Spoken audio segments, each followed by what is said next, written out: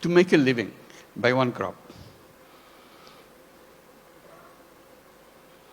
If you heard the word dirt poor, that was Bangladesh. Assalamu alaikum. It's a very emotional occasion. Seeing through the journey that Bangladesh has gone through.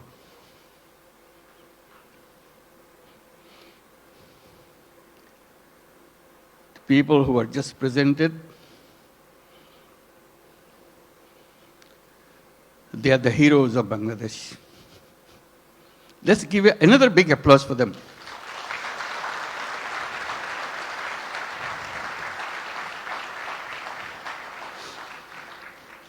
Another standing ovation for our new citizen, Kyu Hak Sang. Thank you. Wonderful. His dedication, his commitment. Thank you. Please have your seat. Just doesn't have any boundary. He loves Bangladesh. He worked for Bangladesh. He loves the nature of Bangladesh. I wish you could visit his factory. And he brought so many delegations this time to come to show his new land of citizenship. Can the members of the Korean delegation please stand up so that we can give you applause? Yes, indeed. Thank you. Thank you so much. Wonderful. Yeah. Fantastic. This is your home too. We'll make this home beautiful home. For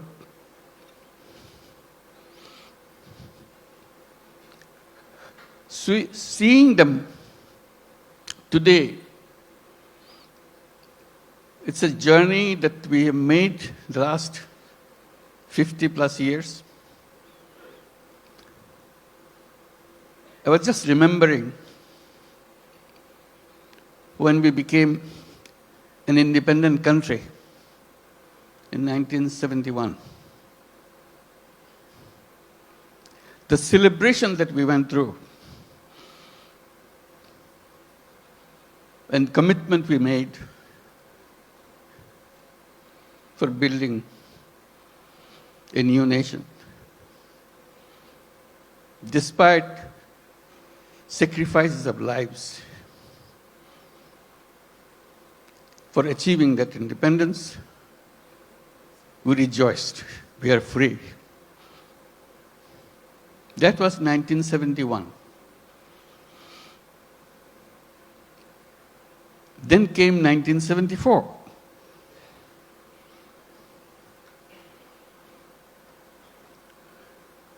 Today we are talking about 180 million people.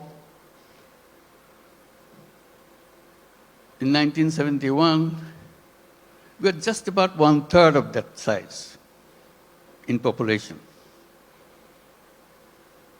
Still the same country. 74 is a year that we cannot forget.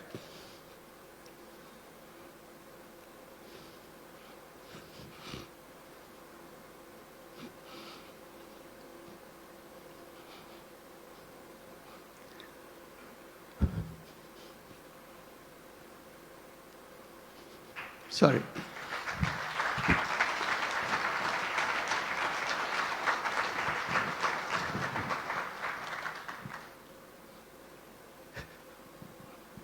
Sorry, my words. I cannot bring my word. People died of hunger. A famine throughout the country.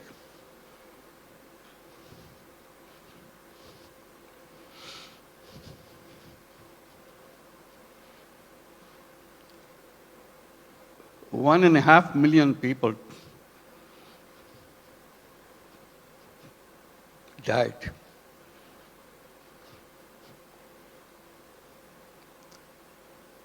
So that was the country we started with.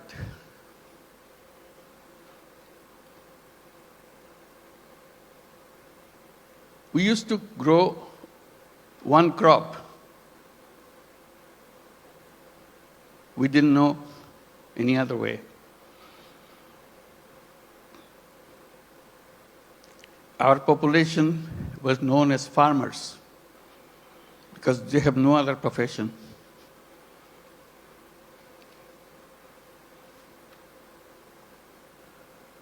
And of them,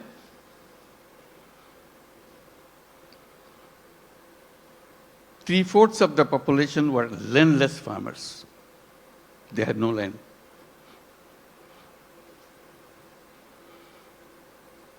They used to lease in a tiny bit of land from the people who had little bit of land to make a living by one crop. If you heard the word dirt poor,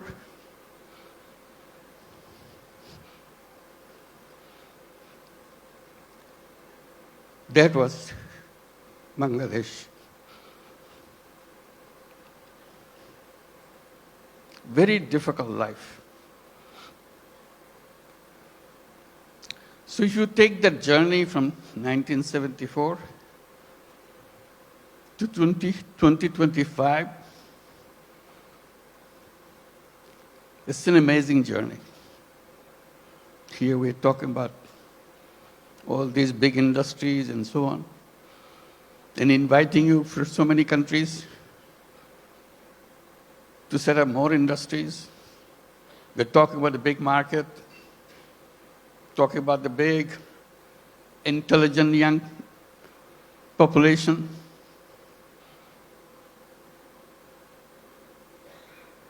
That's Bangladesh. Came a long way in a very short time.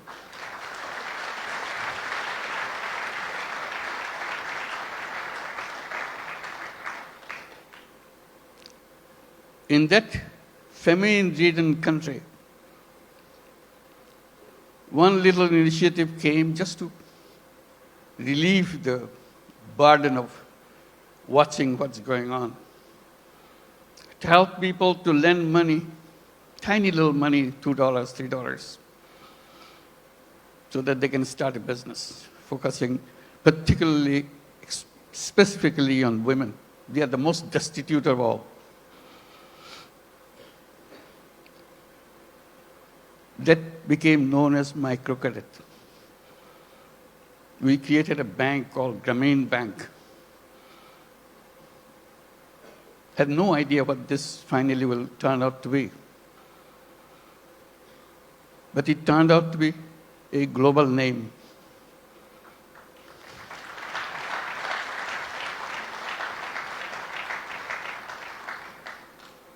Because no matter which country you are, you have little Bangladesh of 1974 inside of you. You don't recognize it. You hide it by giving public money to them. So I always raise the voice. Giving public money to poor people is no solution at all. Solution is creating the structure, framework, will unleash the energy of the people. And microcredit was just a small effort of that.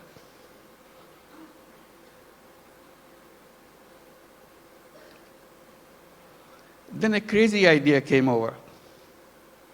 When the government wanted to issue license for telephone, we had nothing to do with telephone. We didn't have any telephone in the country. Few telephone in the cities, most of them don't work. So we talked, why don't we apply for a license for telephone company? A crazy idea. Government asked, what do you do with the telephone company? What business you got to do? I said, we'll give it to poor women. They laughed at us. To make a long story short, we got the license, called it Famine phone, because we had the Famine bank, Famine phone.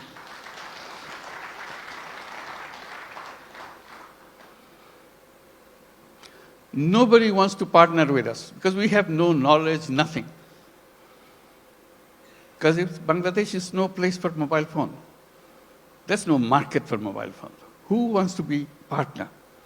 So we knock at every door, international doors. Nobody wants to partner. Finally, someone I personally knew in Norway, who happens to be chairman of Telenor. I explained to him, can you help me? Explained why we want to do this and why we want to bring the phone to the women. He took it seriously. But the company board doesn't agree with him. They said, what, Bangladesh? We never heard a name called Bangladesh. So it's a big effort for him. The more board rejects, he comes back again, explain again. Finally, he got it through. The company assessment was, at the peak of this company, you will have 200,000 users of the mobile phone in the whole country. 200,000. And you cannot make a living on this with this kind of clientele. He told me, I said, are you crazy? It will be at least 10 times more than that. That's the way I could figure. It became the largest telephone company in the country.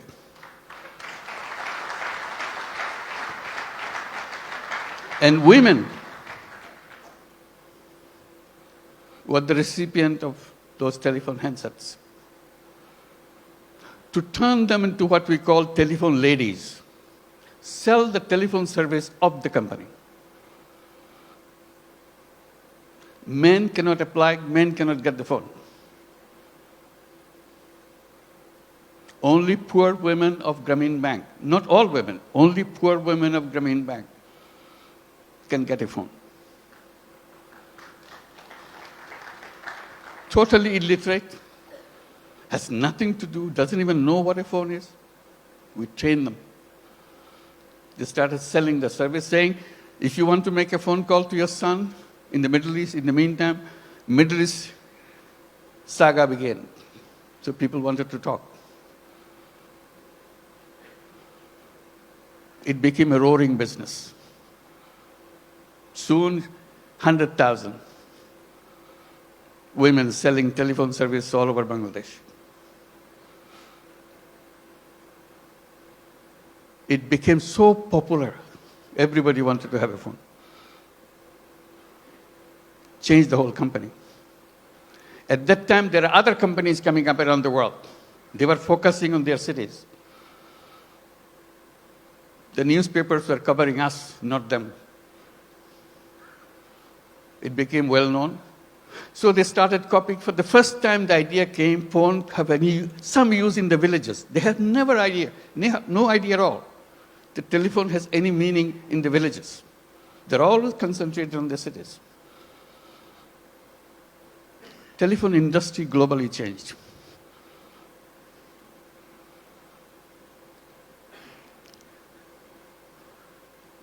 I'm narrating this story a little bit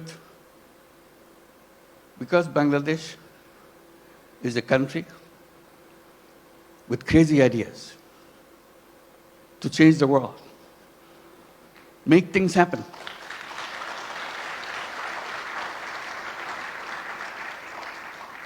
Everyone you saw on the stage receiving the award has a very powerful, crazy ideas and made them happen. So we invite you to join that crowd. Not only change Bangladesh by your business, change the world.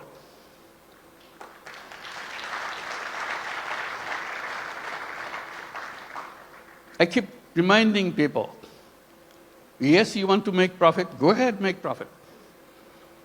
Maximize as much as you can. But we can add a little piece into it. Social purpose. You don't have to get disrupted by that. It's something that you can do, you have fun. Like many of you do already. So if you want to make a business with a purpose, along with the business that we do, Bangladesh is the place.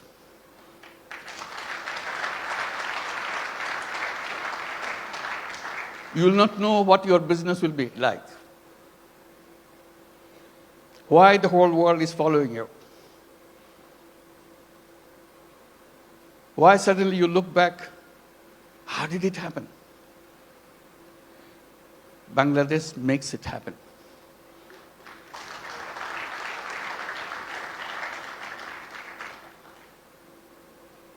Always people explain how happy you got, you make money, we show the bottom line, fantastic thing. I try to add a little bit to that by saying making money is happiness, definitely, of course. But making other people happy is a super happiness.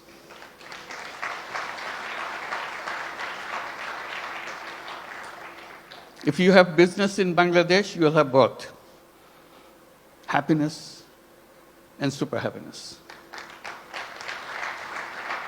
That you get extra with no cost. You'll be proud of what you have done. Like the people who stood here felt that. Super happy. Did something which impacted in people's lives massively. With a country of famine, we're now talking about global entry to the businesses and everything. And at the same time, I'm just pointing out, which has been pointed out already, we don't look at Bangladesh alone. It is only one piece of the economy.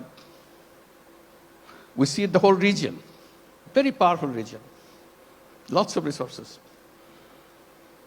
We work together, facilitate each other. It's not the business to grab everything out of you, it's a competition, you grab things. We twist a little bit. You earn money, but earning money together, changing the life of the people together, is a fun, is something that immeasurable.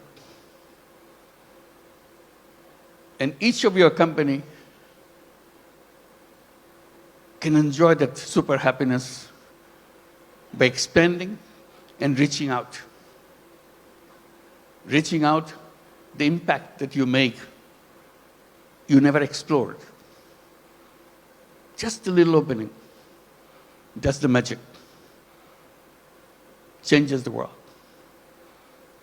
We said business is the most powerful mechanism by which you can change the world. But we are trained to focus on some so narrow thing, we miss out the world. We can try opening a little bit. And I emphasize by saying, let's create a new civilization where you're wide, we're open, we embrace the world. I underscore by saying we can create a world of 3 zeros. It can be done with the businesses, not by the government. Government cannot achieve that. That's not the function of the government. It's the function of individuals, human beings. We are human beings. We can change the world. And business gives us a big, powerful tool in our hand. And the new civilization, I say, should be a civilization where there will be no carbon emission. We can do that. That's where the business innovation comes. All we have to do is just pay attention to that side. No carbon emission. It's a self-destructive system if you allow carbon emission to continue. No wealth concentration. It's fun to make money, but wealth concentration is the most dangerous thing to human being. It will destroy the whole world. And zero unemployment. The young people get excited about it. Because all of you are entrepreneurs, not job seekers. Think like an entrepreneur. Make things happen. And Bangladesh is a place to see that. How suddenly people, we are known as farmers. We're a country of farmers, landless farmers. We didn't have any land, much land, little. Only in the 70s, early 60s maybe, 60s, some crazy young guys from the universities dared to enter into something which is happening in the country because of business interest of other countries, garment industry.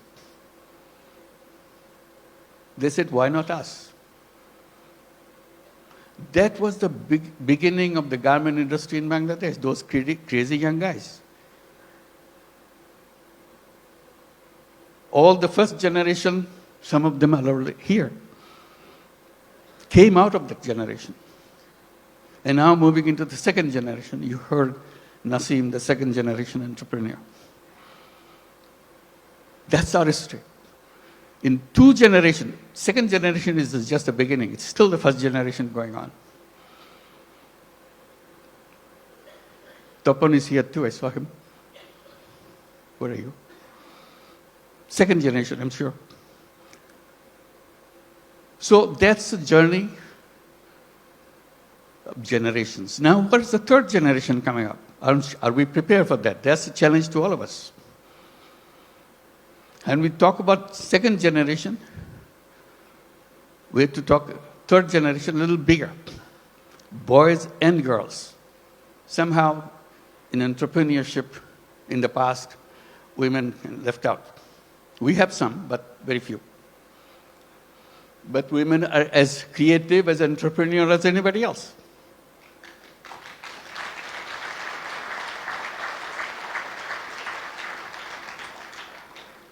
Together, those young generation will change the world. They have the technology, they have the creativity, innovativeness, and problem-solving ideas. We don't have to look at the problem the same old way that we did 50 years back, waiting for the government to do something. We people can do that. That's a chance. So today it makes me very happy that we can gather together, and talk about creating that world. It's not just business in a limited idea, which is good, but you can have another space remains unutilized. Let's use this too. And Bangladesh, the business in Bangladesh is not only for Bangladesh, that's the point. It could be for the whole world. Who ever thought that microcredit, which started in a tiny little village, now would be a prime business in the United States, Grameen America?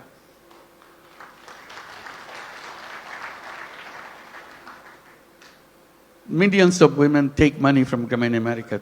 Loan size, in the American terms, less than $1,000. Imagine needing less than $1,000 in the United States. Such a hassle, such an impossible thing. They get so grateful that somebody gives them. Usually $500, $600. Now the whole Grameen America became annually about $2 billion a year. In the next 4 years, it will be $5 billion a year. It's growing very fast. So little things. In that sense, Bangladesh ground is very fertile. You put a little bit of seed, it becomes global.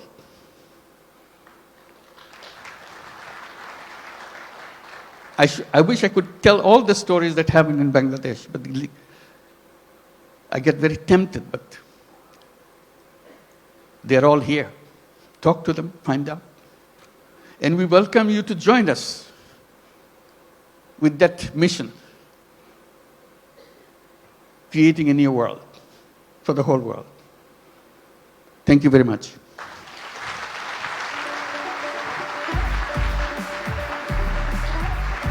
For more updates, follow us on Facebook, subscribe our YouTube channel, get the latest update on www.daily-sun.com.